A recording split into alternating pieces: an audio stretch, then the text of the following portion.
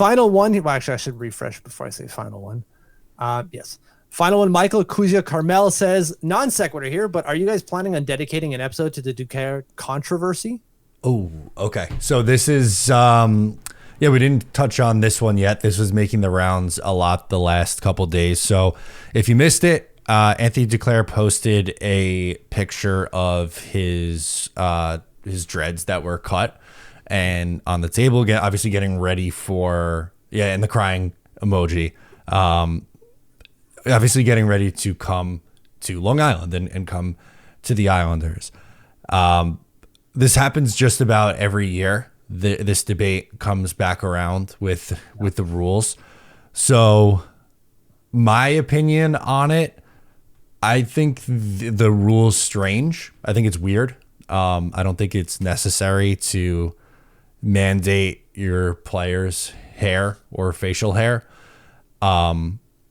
I do say, like, I think some of the reactions were a little bit over the top. Like, I'm not ready to call it like racist, but I don't think it's something that's necessary in today's game. Like, it's okay to get with the times a little bit. I've always thought it was weird. This isn't like just because it was Anthony Duclair, be like, oh, now it's sparked for me. Like this is not right just because Anthony Duclair had to cut his hair.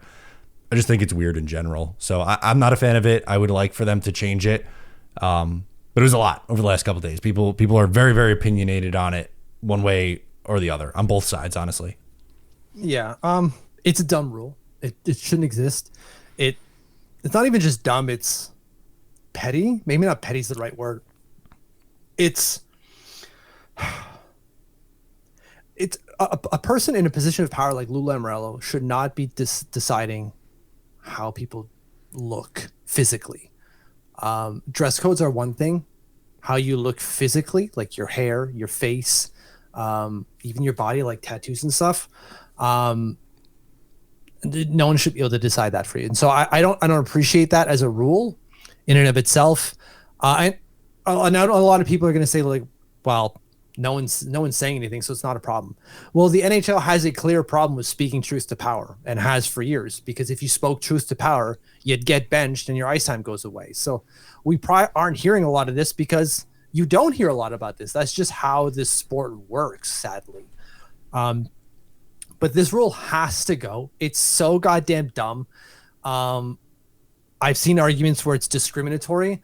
I don't think that he is being overtly discriminatory, but I can see the argument where, like, well, this doesn't allow them to do what they're supposed to do in a discriminatory way. So, like, okay, I can see that. I don't think Lou is being that way.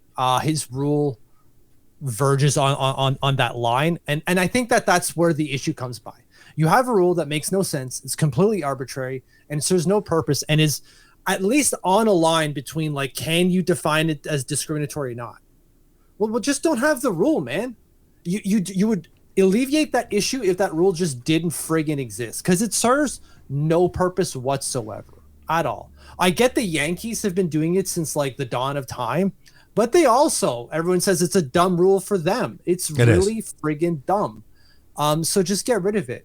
You don't want this issue coming up, and it comes up every goddamn year, whether it's Anthony Duclair or not, right? Nick Leddy's beard, Kyle Palmieri's beard, Matthew Barzal's hair.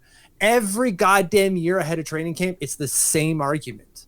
It just reaches maybe a little bit higher of a fever pitch this year because he is a black player, and there's a lot more invested in terms of culture and just time, really, in their hair. Like, how long does it take to do those goddamn dreads?